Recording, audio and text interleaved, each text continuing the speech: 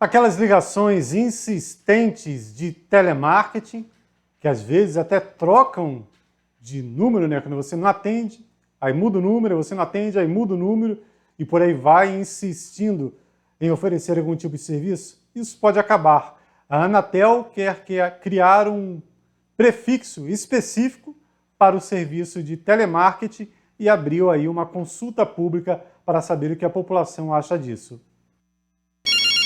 Telefone de novo. Alô? Quem nunca recebeu ligações de telemarketing, oferecendo produtos, empréstimos ou serviços que, na maioria das vezes, não foram solicitados? O advogado Paulo César cansou de ser interrompido no horário de trabalho. Não é possível a gente ficar recebendo tantas ligações indesejadas durante o dia. É um absurdo. Às vezes são 4, 5, 10 vezes no dia, ligando para a mesma pessoa, você avisa, eles continuam ligando. Como a situação de Paulo é comum, a Agência Nacional de Telecomunicações encontrou uma solução para o problema: exigir que todas as empresas de telemarketing usem o prefixo único, o 0303. Podendo o consumidor, ao reconhecer o código, saber previamente que se trata de oferta de produtos e serviços, dando ao usuário o maior poder para aceitar ou não ou recusar aquela ligação. O uso desse prefixo já foi discutido pela Anatel com as operadoras, mas para que ele seja implantado, a agência quer ouvir a sociedade. Até o dia 29 de setembro, qualquer pessoa pode opinar sobre a medida. Basta acessar o site da Anatel e buscar a consulta pública número 41/2021. Estima-se que a partir de janeiro ou fevereiro já esteja implementada essa solução. O mineiro teresopolitano Delino Tomé, nascido em Varginha, mas que constituiu família na Barra do Imbuí, está treinando para levar o nome de Teresópolis para mais um grande evento. No último fim de semana, Delino Tomé, ultramaratonista reconhecido aí nacionalmente, participou de uma competição em Alfenas, Minas Gerais, a MCK Ultra Marathon, 282 quilômetros, mas devido a umas situações, problemas na prova, o Delino parou só com 200 quilômetros, apenas 200 quilômetros percorridos, porém ele considera um excelente treinamento para a prova que vem por aí. Em novembro, o Delino vai participar da Extremo Sul, que é uma prova de 226 quilômetros que será realizada entre as barras de Chuí e Cassino, no Rio Grande do Sul. Olha só, 226 quilômetros em areia, que já é mais difícil ainda do que correr normalmente, e levando mais uma vez o nome de Teresópolis, né? Delino, como eu falei no começo, ele é mineiro, mas aqui em Teresópolis criou família e nessa passagem por aqui ele mudou de vida, né? Quem conhece a história do Delino sabe qual é a história dele, né? Poderia ter tido um destino muito ruim, mas a corrida mudou a vida do Delino. E ele, nessa vida nova, tem levado o nome de Teresópolis aí, Brasil inteiro e também no exterior. O Delino já correu na Argentina, no Chile e até em Portugal. Então a gente deseja boa sorte aí ao Delino nessa preparação para a Extremo Sul, que será realizada em novembro. E o Delino, lembrando que ele já ganhou essa corrida algumas vezes aí, há algum tempo atrás, e por isso ele é um dos ícones da ultramaratona no país. Radioamadorismo. Será que nos dias de hoje a população sabe o que é isso? Bom, apesar desse avanço na tecnologia, né, cada vez celulares mais modernos, o sinal não acompanhou, né? A gente tem celular hoje que faz cada coisa impressionante, né? Mais rápido do que um computador até. Porém, você chega em localidades do interior, não consegue usar, porque não tem sinal de celular. Por conta disso, o rádio amador continua sendo muito útil. Quem conta essa história e esse trabalho feito aqui em Teresópolis é a repórter Paola Oliveira. Você sabe o que é radioamadorismo?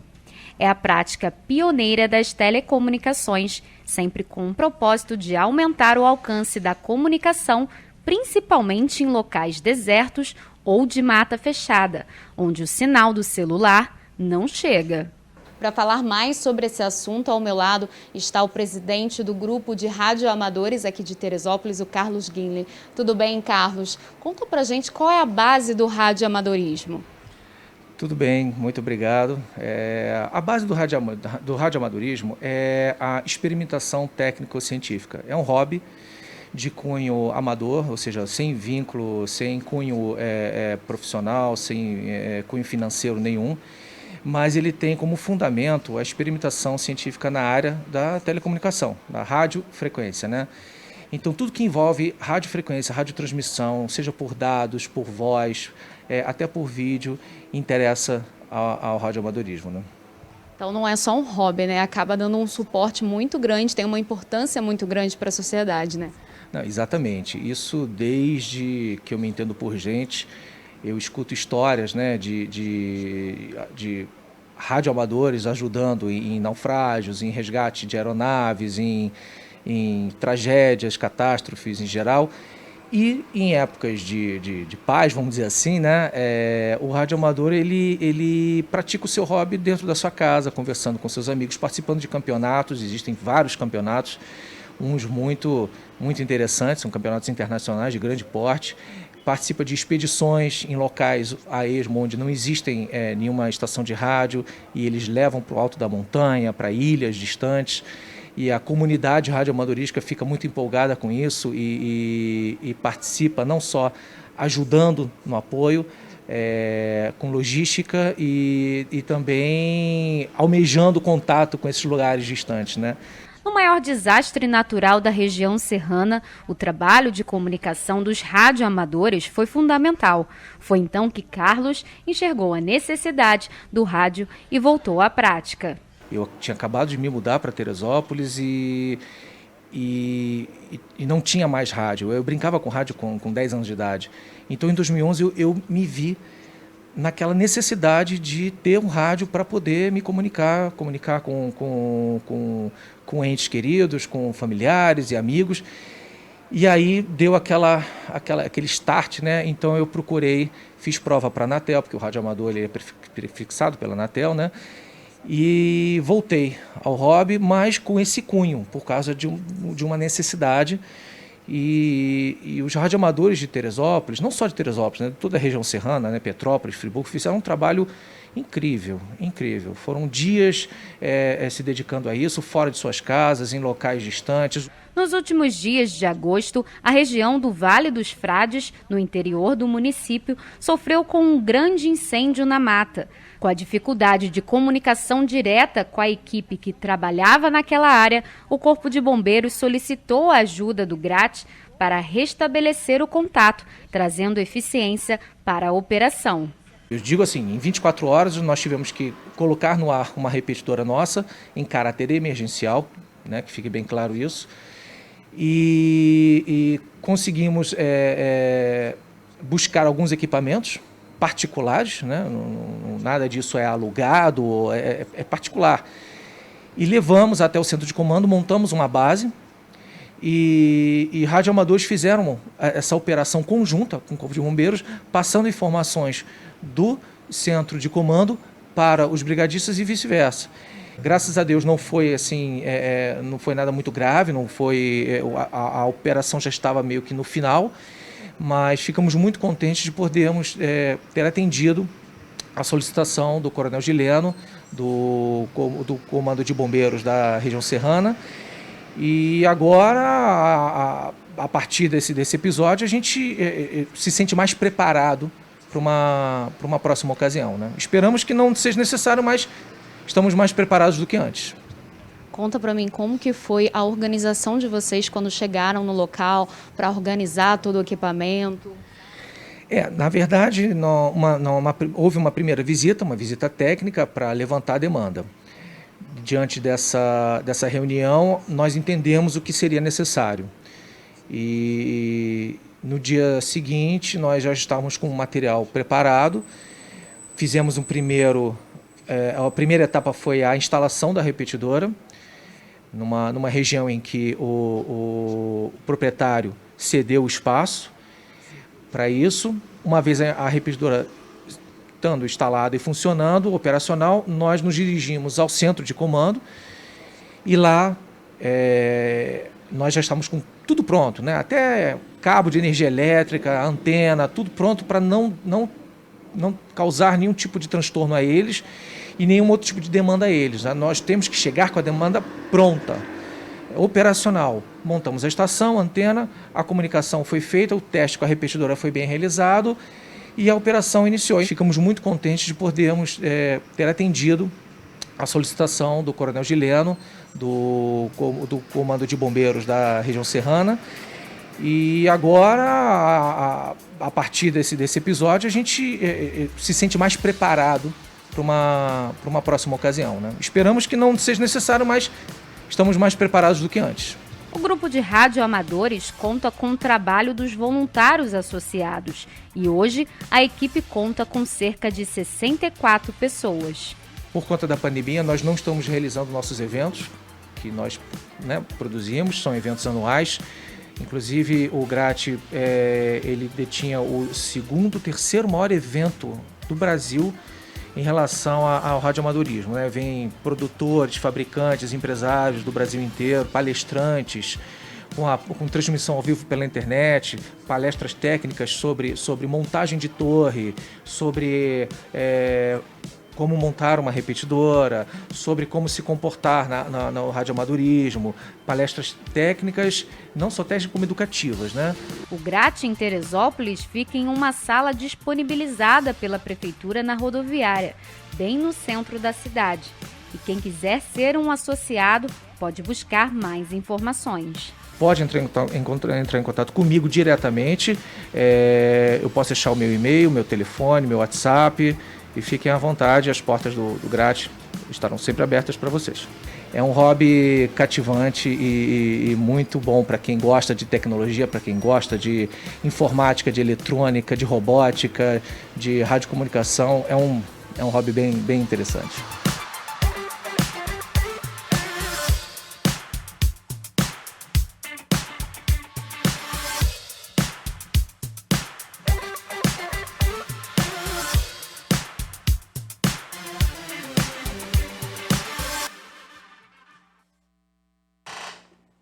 Também na edição de fim de semana do Jornal de Teresópolis, a reportagem da Paola com o pessoal do GRAT, né, falando sobre a importância da prestação desse serviço, mesmo nos dias de hoje. Ainda na edição impressa do Jornal Diário, que fica o fim de semana todo nas bancas, você vai ver uma reportagem especial da nossa Nina Benedito sobre turismo cultural. Né? A Nina conversou com o Arthur Esteves, que é guia aqui no município, é professor de História. Ele fala dessa importância de prédios como esse aí, o Várzea Palace Hotel, para o turismo local. Né? Muita gente desconhece essas riquezas aqui do município. Né? Quando se fala de turismo cultural, patrimônio histórico, logicamente, primeiro vem à mente Petrópolis, né? Que é a referência nesse sentido.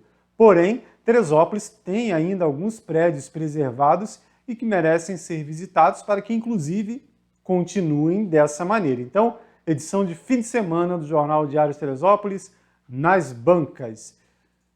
No começo da semana, destacamos aqui, né, no começo da semana, aliás, uma situação no mínimo inusitada no Dedo de Deus. Né? 2 homens foram deixados no local de helicóptero com um motivo supostamente religioso e ficaram acampados lá por 9 dias, tudo isso sem autorização do parque. Não tinha autorização para o helicóptero pousar, não tinha autorização para acampar e nem um termo aí de preenchimento para que o parque soubesse que eles estavam lá no local. Mas essas polêmicas envolvendo o Dedo de Deus não são nenhuma novidade, né? Como conta o jornalista e historiador Vanderlei Pérez sobre uma pedra que foi retirada da montanha mais famosa do Brasil e terminou no exterior. Em fevereiro de 1960, nós tivemos um problema diplomático com o vizinho município de Magé por conta de um furto que teria ocorrido no território de Magé. É que o prefeito da cidade, Omar Magalhães, resolveu mandar alguém no Dedo de Deus retirar um pedaço de lasca de pedra e esculpir essa pedra e dar de presente ao governo americano para ser colocado na pedra fundamental da Embaixada Americana em Brasília. E a coisa foi feita com certa pompa, imagina. E a nossa foto do dia, essa imagem, esse registro, um helicóptero na Granja Comari, com as autoridades americanas, um helicóptero da Marinha Americana, que veio a Teresópolis buscar essa pedra, essa lasca de pedra do Dedo de Deus, e desceu ao Rio de Janeiro com o presidente da SEAT, o prefeito da cidade, Omar Magalhães, e o construtor Lino Noronha, quem lapidou a pedra. E essa pedra foi então levada para Brasília, e em Brasília, na frente do presidente americano e de outras autoridades, inclusive o presidente da República, Juscelino Kubitschek, foi entregue essa pedra e colocada então, lançada ali na pedra fundamental, quando o presidente Dwight Eisenhower recebeu do prefeito Omar um quadro, uma pintura do Dedo de Deus, pintado pelo Fernando Martins, que é o pintor referência daqueles anos 50 e 60 em Teresópolis, né? E é interessante esse registro, e nós temos a imagem do prefeito, dos dois presidentes, americano e brasileiro, na hora da entrega desse presente. Está aí a imagem, o prefeito Omar Magalhães, ao lado do Lino Noronha, ao lado de Djalma Monteiro, do presidente Juscelino Kubitschek, do presidente Dwight Eisenhower e outras autoridades, inclusive do Collins Kona, que morava em Teresópolis, tem descendentes morando entre a gente ainda, que foi um construtor de embaixadas em toda a América e escolheu Teresópolis para viver. E um episódio que criou-se uma certa confusão na imprensa local, na imprensa do Rio de Janeiro, que repercutiu o fato, e vem depois o município vizinho reclamar que a pedra não era de Teresópolis, jamais o prefeito aqui poderia invadir o seu território para retirar um pedaço de pedra. São registros interessantes da história de Teresópolis que ficaram guardados através das páginas da imprensa. E sempre que alguém toma conhecimento disso, como um autor de um livro recente, lançado recentemente, O Cerrado, de Casaca, ele tem uma fotografia daquelas pessoas de preto em limousine, no meio daquela poeira toda de Brasília, diante de uma pedra. E ele achou aquilo tudo muito curioso. E ele fez contato comigo justamente para tirar essa dúvida do porquê daquela pedra. Foi quando então localizou-se todas essas informações com relação a esse presente que Teresópolis deu ao governo americano e que criou ali uma certa insatisfação dos governantes dos municípios vizinhos. É isso. Essas e outras notícias você confere também em nosso site netdiario.com.br. Se houver qualquer atualização antes da entrada de um novo boletim informativo, além da nossa página, você vê na barrinha de notícias da Diário TV e também em nossas redes sociais, Instagram, Facebook e YouTube. Lembrando sempre, você que acompanha nossa programação aí pelo YouTube, não deixe de se inscrever em nosso canal. Até mais!